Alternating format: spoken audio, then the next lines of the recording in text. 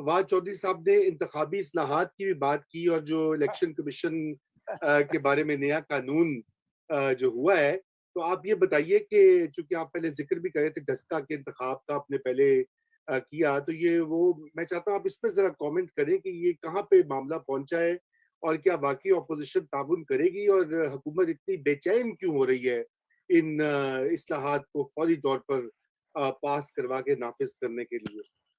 जी शाहिद, आप म्यूटेड हैं जनाब, अनम्यूट। शाहिद, नहीं, आप अभी भी म्यूटेड हैं। शाहिद आप, हाँ अब। जी जी जी जी, कैन यू हेयर मी ना? जी जी जी, जी। अच्छा रजा भाई, जो आप इंतखाबी इस्लाहात की बात कर रहे हैं, वैसे इस पे तो मेरे पास इतना कंटेंट है और बड़ा ही तो चलिए शुरू हो एक्सक्लूसिव जाइए है फिर। कि पूरा शो भी गुजर सकता है, लेकिन कमेंट्स करना चाहूंगा जो नादिया साहिबा ने किया और मुजम्मिल साहब ने किया अभी फवाद चौधरी साहब के स्टेटमेंट। फवाद चौधरी साहब मशहूर है, सिली किस्म के वन लाइनर्स देते हैं, जैसे शेख रशीद साहब देते हैं, और फिर वो हेडलाइंस भी बन जाती है। ये भी बड़ा अनफॉर्चुनेट है हमारे मीडिया के एंड पे, हमारे मीडिया के पार्ट पर। अब देखिए ना कि ये कितनी मतलब नॉनसेंस सी बात है कि जी मौलाना फजलुर रहमान गेम का हिस्सा नहीं है। ये मरियम नवाज साहिबा जो मोस्ट पॉपुलर लीडर है, मोस्ट पॉपुलर फीमेल लीडर है, यानी आज अगर नवाज शरीफ साहब पॉलिटिक्स में नहीं भी हैं तो मोस्ट पॉपुलर लीडर होंगी पीएमएलएन की, वो मरियम नवाज साहिबा होगी। क्राउड पुलर है, इमरान खान से बड़ी क्राउड पुलर है, अभी रिसेंटली इमर्ज हुई है। फिर वो दूसरी बड़ी जमात की कौमी असम्बली में भी और वोटों के भी एतबार से दूसरी बड़ी जमात की लीडर है। इसी तरह से मौलाना फजलुर रहमान साहब कौमी असम्बली में चौथी बड़ी जमात के लीडर हैं। तो उनके बारे में कह रहे हैं कि वो जी सिस्टम का हिस्सा नहीं है, तो ऐसी गवर्नमेंट अपोजिशन के साथ बैठ सकती है दूसरी और चौथी जमात को माइनस करने चली है। ये बिल्कुल ही कोई समझ वाली बात नहीं है, बहुत ही नाड़िकपन है पॉलिटिक्स के एंड पर भी और पॉलिटिशियन के एंड पे भी। और जो इंतखाबी इस्लाहात की बात है, देखिए मुसलसल इलेक्शन कमीशन को भी बुलडोज किए जा रहे हैं, जो अपोजिशन की पार्टीज है उनको भी मुसलसल बुलडोज किए जा रहे हैं। अब आप ये देखिए कि वैसे तो बहुत चर्चे करते हैं, बहुत ज्यादा ब्रैगिंग भी होती है पीटीआई की जानिब से, जी हम माफियाज का खात्मा करना चाहते हैं। तो मैं ब्रेकिंग दो चार आपके साथ शेयर करना चाहता हूँ कि डस्का इलेक्शन में जो इंक्वायरी कंडक्ट हो रही है, उस इंक्वायरी के हेड को धमकियां दी जा रही हैं, कत्ल करने की धमकियां दी जा रही हैं, और सीरियल किलर्स उनको फोन करके ये कह रहे हैं हम आपको कत्ल कर देंगे अगर आपने इंक्वायरी मुकम्मल की या आपने इंक्वायरी की। आप देखिए कि इस लेवल तक चीजें खराब हो गई हुई हैं, और वो इलेक्शन कमीशन के जो प्रोविंशियल इलेक्शन कमिश्नर हैं उनको इंक्वायरी नहीं करने दी जा रही है, उनको कत्ल की धमकियां दी जा रही हैं। दूसरा कि आप इलेक्शन कमीशन में 7 जून को जाके 4 वजीर मिलते हैं, चीफ इलेक्शन कमिश्नर से उनकी मुलाकात होती है।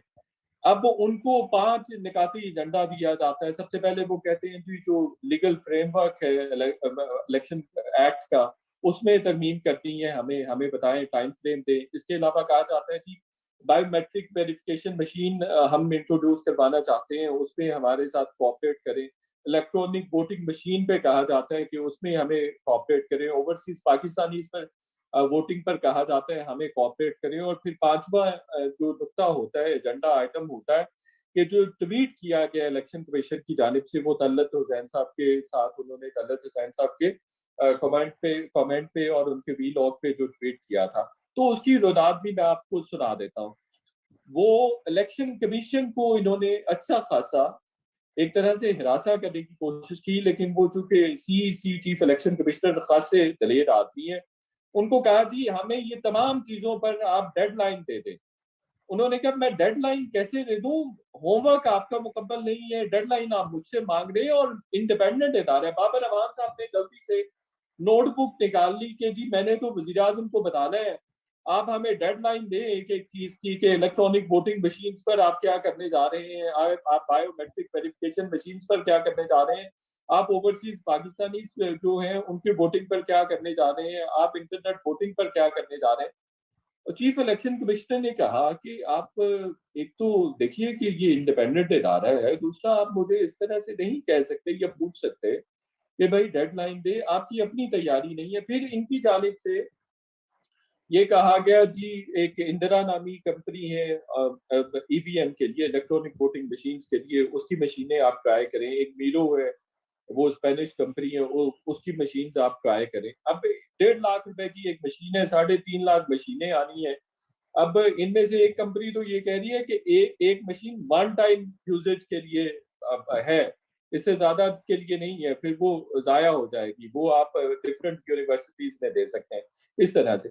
अच्छा, फिर उन्होंने चीफ इलेक्शन कमिश्नर ने कहा कि ये दोनों जो कंपनीज हैं ये उस तरह से सूटेबल नहीं है, हमारी सूटेबिलिटी इनके साथ मैच नहीं करती, आपके पास कोई और ऑप्शन है तो वो बताइए। वो जी शिबली फराज साहब ने, जो कि minister of science and technology है, उन्होंने मशीन्स बना के देनी थी, प्रोटोटाइप बना के देना था, या जो प्रॉपर एक मॉडल बनाकर देना था। तो उनसे जब बाबर अवान साहब ने पूछा है इसी मीटिंग की दौरान, उनसे पूछा तो उन्होंने कहा जी वो तो अभी जुलाई में बनेगा। इन्होंने इलेक्शन कमीशन वालों ने कहा भाई आप तो पहले कह रहे थे कि मई में बन जाएगा, अब आप कह रहे हैं कि जुलाई में बनेगा, तो डिले तो आपकी तरफ से है। फिर उसी पे फवाद चौधरी साहब और शिबली फराज साहब की गड़बड़ हो गई, इसी बात पर इन दोनों की गड़बड़ हो गई और अच्छी खासी हो गई। उन्होंने कहा जी आपने ऐसे मई में टाइम दे दिया था, और फवाद चौधरी साहब ने जो मशीन दिखाई थी इलेक्शन कमीशन को, वो 9 साल पुरानी बनी हुई, 9 साल पुरानी, और हम तो नई मशीन पर काम कर रहे हैं, इस तरह से। तो फिर जब ट्वीट की बारी आई तो उन्होंने, चीफ इलेक्शन कमिश्नर ने कहा कि ये गलती से हो गया, हमने इसको रिवर्ट भी कर दिया, तो इसलिए आप इसकी जान छोड़ दें। इन्होंने, फवाद चौधरी साहब ने कहा कि आपने कार्रवाई क्या की उस अफसर के खिलाफ। उन्होंने कहा देखिए जी ये आपका मैंडेट नहीं है, आप हमने नहीं पूछ सकते हैं, हमने रिवर्ट भी कर दिया, उसका रिबटल जारी भी कर दिया, और हमने बता भी दिया कि ये गलती से हुआ है, जो ट्वीट था उसको भी रिट्रैक्ट कर लिया, तो आप हमसे नहीं पूछ सकते। और चीफ इलेक्शन कमिश्नर ने कहा कि बस अब मैं इस पर ज्यादा बात नहीं करूंगा। तो वो फिर सबने एक दूसरे को देखा और उन्होंने कहा चले ठीक है, इनको अब ज्यादा बात। और एक और इंटरेस्टिंग बात बताऊं, इसमें जो सदर ममलकत है वो भी खासा इंटरेस्ट ले रहे हैं, वो भी सीईसी को, चीफ इलेक्शन कमिश्नर को 2-3 दफा फोन कर चुके हैं, और इन अदर वर्ड्स एक तरह से जोर दे रहे हैं कि चीफ इलेक्शन कमिश्नर हुजरा के साथ बैठे। अब उनका जो मैंडेट है या जो उनका कॉन्स्टिट्यूशनल रोल है वो इजाजत नहीं देता है कि वो मिनिस्टर्स के साथ बैठ के कोई चीज फॉर्म करें, पॉलिसी साजी करें, या उस पर इवन कंटेम्पलेट भी करें, उस पर गौर व खौज भी करें, तो ये उनका मैंडेट नहीं है। और फिर मेरी इत्तलात के मुताबिक शायद चीफ इलेक्शन कमिश्नर जाना भी चाहते थे सदर ममलिकत के जोर पर, तो उन्होंने 2-3 दफा या 4 दफा फोन किया उनको, तो जाना भी, लेकिन फिर इलेक्शन कमीशन के दूसरे जो मेंबर्स हैं उन्होंने नहीं जाने दिया कि इस तरह से हमारा कॉन्स्टिट्यूशनल रोल है, इंडिपेंडेंट बॉडी है, तो हमें नहीं जाना चाहिए, हमें किसी भी कंसल्टेशन का हिस्सा नहीं होना चाहिए। अगर हमें रिटर्न फॉर्म में कोई चीज आती है तो उस पर कमेंट्स या रिमार्क्स जरूर देने चाहिए। और जो फवाद चौधरी साहब बात कर रहे हैं कि जी इंतखाबी इस्लाहात पर इलेक्शन कमीशन इंटरवीन नहीं कर सकता, पार्लियामेंट ही सुप्रीम है, नो डाउट कानून साजी उसी का इख्तियार है, लेकिन पार्लियामेंट भी आइन से मुतसादिम में कानून साजी उस वक्त तक नहीं कर सकता जब तक आप कॉन्स्टिट्यूशनल अमेंडमेंट नहीं इंट्रोड्यूस करवाते। तो कॉन्स्टिट्यूशनल अमेंडमेंट की एब्सेंस में आप कोई भी ऐसा कानून नहीं पास कर सकते जो आपके आइन से मुतसादिम हो।